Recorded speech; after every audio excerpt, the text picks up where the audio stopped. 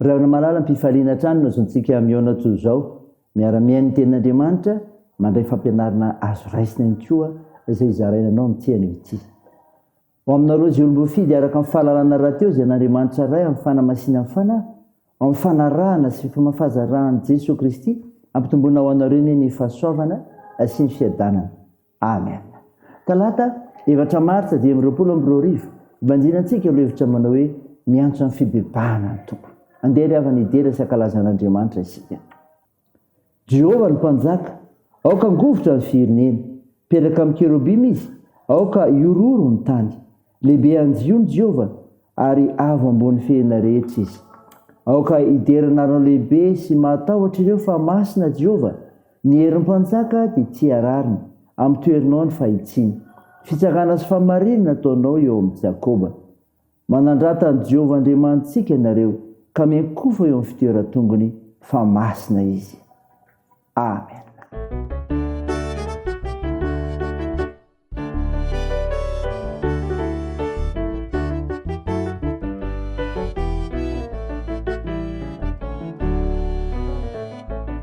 Sambatra ny olona izay tsy mandeha eo amin'ny fisaina ny ratsy fanahy.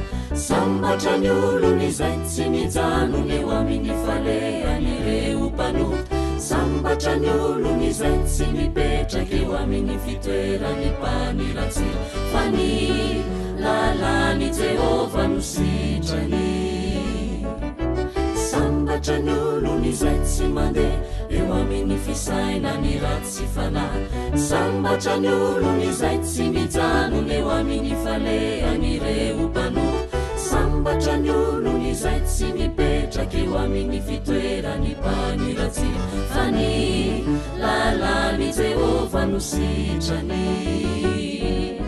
Fa ny lalàn'i Jehovah ihany no sainy ny andro aman'alina, tahaka ny azo izay ambolena eo amorony rano izay velona, izay mamoa amin'ny tena fotony ny raviny kio sy alazo, ary ny asany kio lavoraryo. Sambatra ny olona izay tsy mandeha eo amin'ny fisaina ny ratsy fanahy. Sambatra ny olona izay tsy mijanona eo amin'ny falehan'ireo mpanota. Sambatra ny olona izay tsy mipetraka eo amin'ny fitoeran'ny mpaniratsira, fa ny lalàn'i Jehovah no sitrany. Tsy toy izany ny ratsy fanahy zay akofa eny ny rivotra, ny fitsarana sy ny fiangona ny marina tsainy janonana. Jehovah malala ny lala ny marina fizy no ratsy fonenana, oa ny amin'ny faverezana. Sambatra ny olona izay tsy mandeha eo amin'ny fisaina ny ratsy fanahy. Sambatra ny olona izay tsy mijanona eo amin'ny falehan'ireo mpanota. Sambatra ny olona izay tsy mipetraka eo amin'ny fitoeran'ny mpaniratsira, fa ny lalàn'i Jehovah no sitrany. Ivavaka isika. Ry Tompo Andriamanitra io, Andriamanitra miantso ny olona hiverina aminao ianao, ka mendrika io dia raina, ary tsisy manakana anao izany no ny herinao sy ny asanao, fa Andriamanitra tsy toy ianao. Matsiaro sy mitsinjo ary mamonjy sy miaro anay. Misaotra anao izay amin'ny fandamina ny fiainanay, fa afaka manavao anay ianao, ary azony mijoro vavimbelonao koa amin'izany. Midera sy mankalaza amin'ny voninahitra sy naharinao masina izay Tompo. Dia matsiaro ny tenanay marona ny voninahitra ao, fa diso izahay, koa mifona aminao, mamela ny helikay, mamindrafo aminay. Fa namasino, midira ty anatinay raha seno sy andray ny afatra tsara avy amofonay indray izahay, koa mitenena Tompo, fa voninkenanao izahay. Aminaran'i Jesosy Kristy mpamonjy anay, novanay mivavakay. Amen.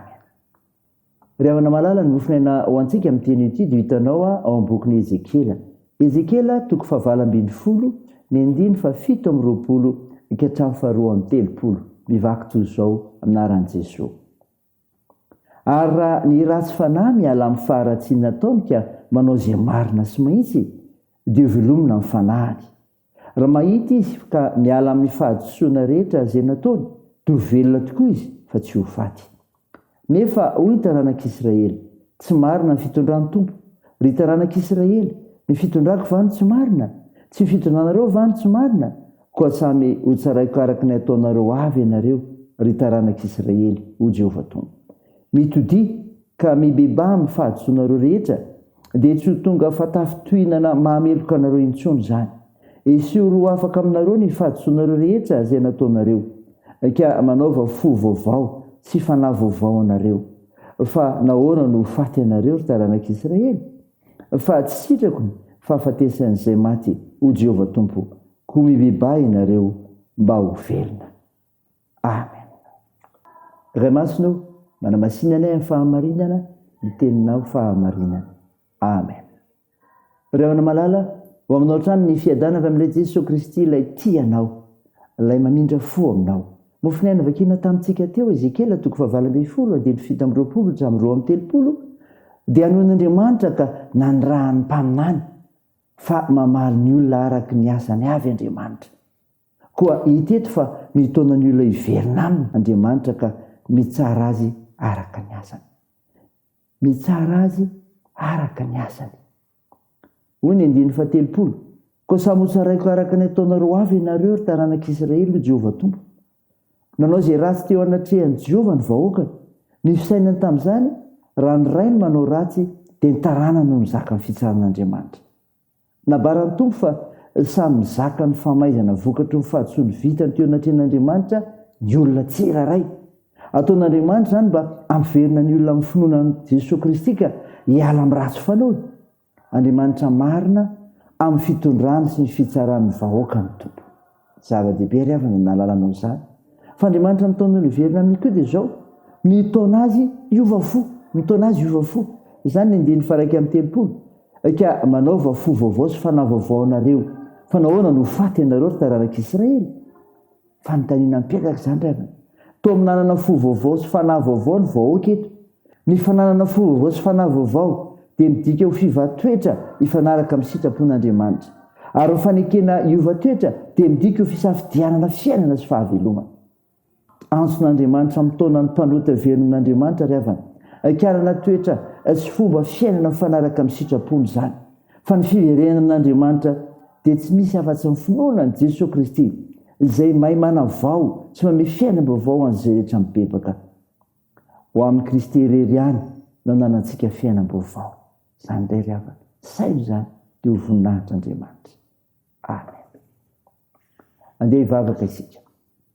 Andriamanitra, misaotra mofinaina ny meno anay izay milaza fa Andriamanitra mitaona ny olona hiverina aminao ianao ka mitsara azy araka ny asa sy mitaona azy hiova fo. Mivavaka aminao izay ny amin'ny asa nomeno anay hivelomanay, hamelomanay ny ankonanay. Ianao no anavoanay tsara mifandraisana amin'ny mpiara-miasa mba hifandray tsara. Tompo, mioasa ary eo mitady izany. Tompo, vavaka aminao izay andreo marary mila ny vavakay.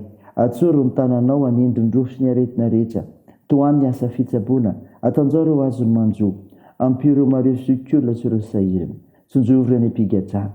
Mitahihana amin'ny hazakazaka ataonay, akamparezinao anay amin'izay atao sy ny fikasana tsara rehetra, taio ny fianarana, ny fitezana ataonay.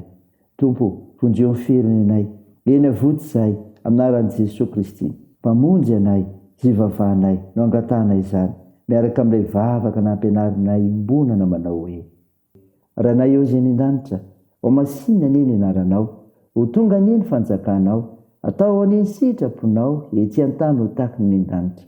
Mihony an'io izay alina sahaza ao anay, ary mamela ny elikay tahaka ny namelanay izay meloka taminay, ary aza mitondra anay amin'ny fakam-panahy, fa manafahanay amin'ny ratsy, fanao ny fanjakana sy ny hery, ary ny voninahitra mandrakizay. Amen. Raha izay finoana revina nitsodrana tolotra anao aminaran'i Jesosy Kristy. Hitasy aranao ny tompo, hijeranao amin'ny kamoram-po ny tompo ka hiantra anareo, andrainareo amin'ny kazavam-po ny tompo ka menareo ny fiadanana. Amen. Teo n'Andriamanitra irery ny voninahitra amin'ny anaran'ny Ray sy ny Zanaka ary ho fanahy masina. Amen.